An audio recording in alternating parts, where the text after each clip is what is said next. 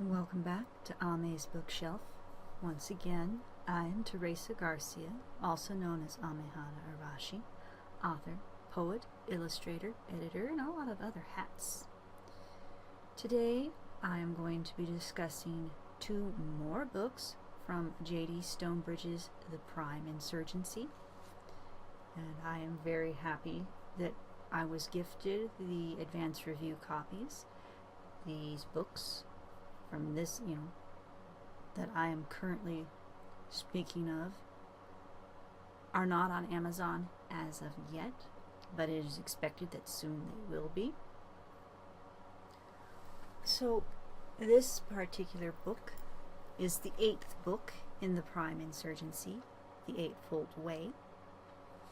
And if you will look down below in the description, I will give you the link to the author page so that you can follow the author and be notified as to when these next books are available. And to start off with, I have to mention how much I am liking the individual titles in this series. Each one incorporates not only the number in the series that they are, but it also has a statement as to where we are in the grand scheme of this story. Excuse me. Each title has a very spiritual element to it. It's like we're being led into a labyrinth.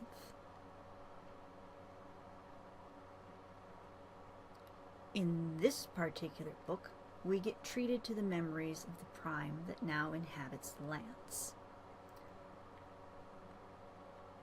So this Prime shares his memories, and with memories that have been shared by another Prime within this, two of these Primes remind me greatly of Zeus and Juno.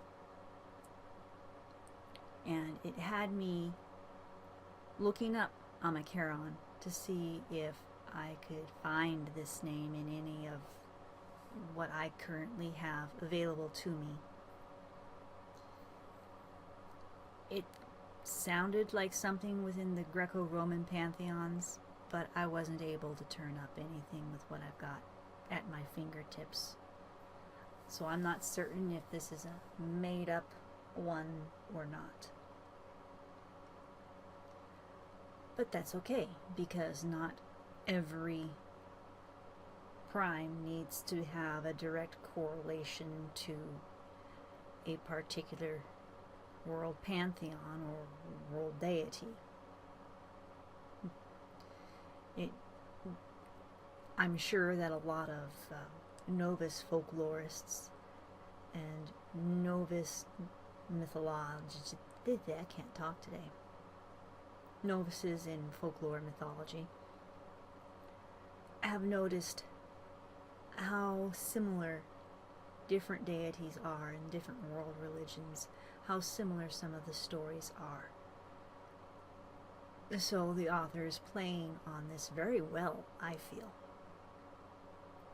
Regarding Amacharon, the Prime that we meet in this particular book, the further on I read, the more he reminds me of Mercury. And I really have to struggle with not placing him into any one particular pantheon, especially when Apollo is very briefly mentioned.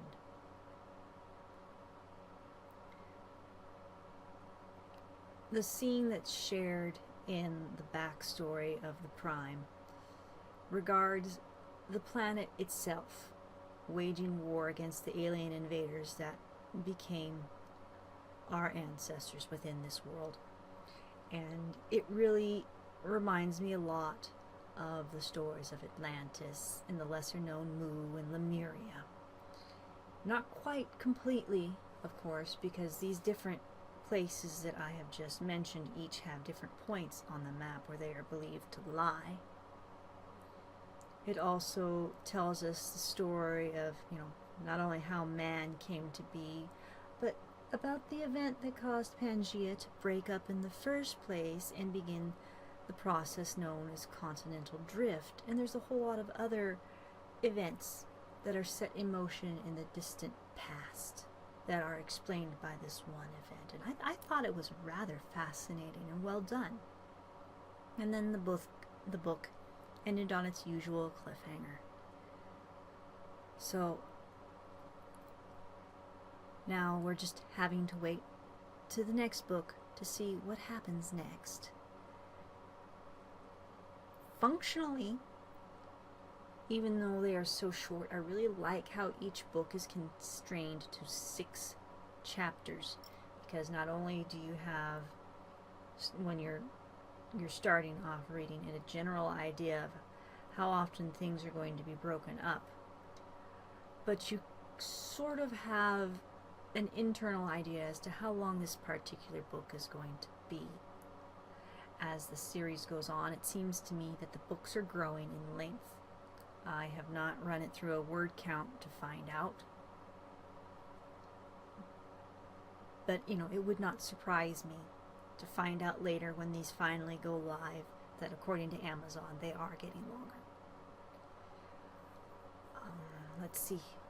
Again, the writing is rather fast, although it does slow down a bit when the Prime is telling his story and sharing the memories of how the planet used to be. It's still fast, but to me it feels like you get a little bit more time with it. It gets a bit richer, and I really enjoyed that.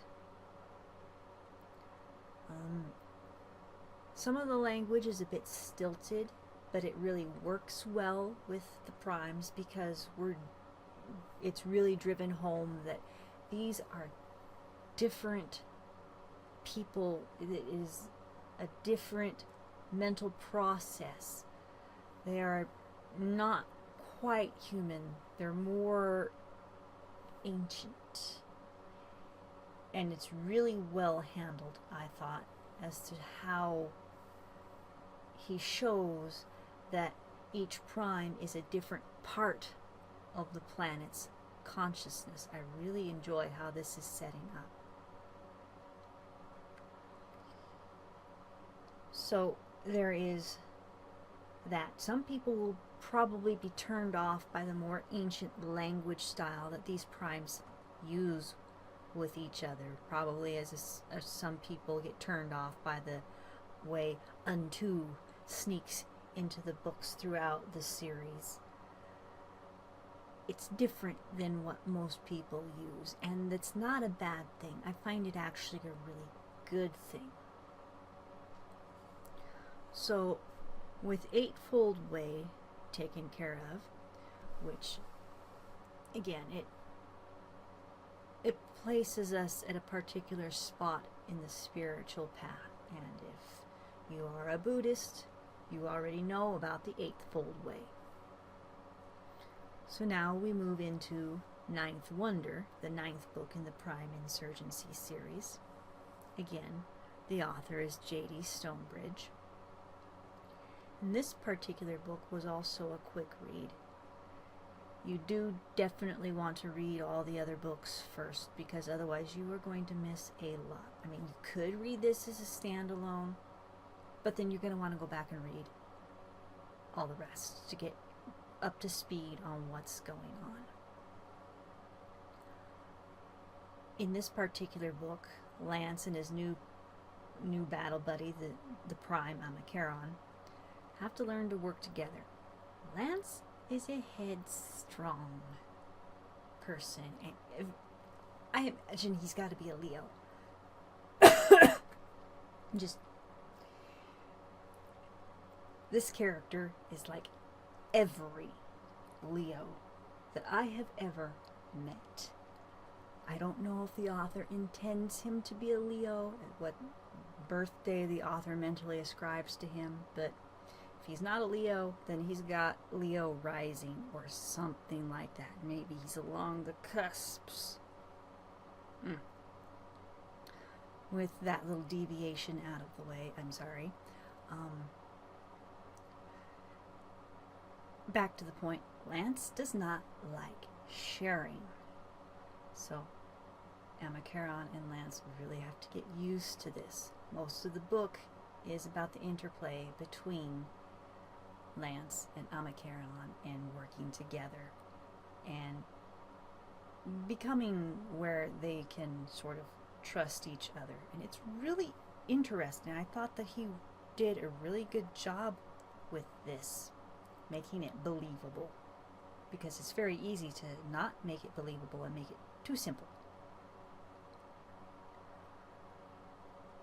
Lance does want to meet up with the rest of his group, and he does try, and eventually he has to follow his instincts and a bit of faith in order to figure out a way how to get back to them. So he sends out a call over the radio waves in a little bit of a code, but probably not veiled enough to get across where he needs to meet without also being met by what he deems as the enemy. He is found at first by the enemy, and then he's rescued by a woman, which has got to be a blow, but he's probably used to this by now. I pick up a little bit of sparks between Lance and Krista, so I really do wonder if by the end of this, those two get together. I kind of want to root for it, but on the other hand, I kind of don't too, because this isn't a book about romance, which is fine. But it would kind of be nice to see him happy with somebody at the end of all this, if he survives. Tony is also lost, and Lance has to find him too. Lance is not happy at all about how he finds Tony, but I will let you read how. And again, I'm really pleased with how the characters are developing in this series. They're all paid attention to, I feel. Each has their own little growth arcs, whether or not you're getting to, see them. So that's really nice. Not all authors actually do that. The way that new characters are introduced really reminds me a lot of how when you're baking, the difference between folding your batter and stirring your batter. If you're a baker, you'll know what I mean. If you're not, I hope you look it up so that you can see the difference in how the batter or the dough turns out. This is very much definitely folded in instead of just stirred willy-nilly. So it's really nice because it puts layers in this, I feel. And again, I think the book's getting a bit longer because either I'm slowing down or I'm taking more time or something, because the books seem to be getting longer to me. And even though I'm getting a lot more interruptions than I expected, I should be whooping these out really fast, and it's not going as fast as I expect. So there's something here. I'm going to be very interested to see if when the books go live as to what the final page count according to Amazon's counter is going to be. But even if it's just a perceptual thing, there's a lot more meat here than in the earlier books of the series. Maybe it's because there's so much going on, so much that has to be addressed. I don't know. But there's a definite growth here. And this is very well done for such a quick-moving book.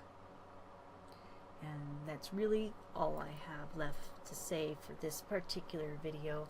I'm already almost done reading the 10th book but I don't want to talk about that too much in this video until I have a chance to finish up reading and get all my thoughts down in my little notes, because there's a lot going on and I really do not like doing reviews without reading every word. I know a lot of reviewers do that and it drives me bonkers.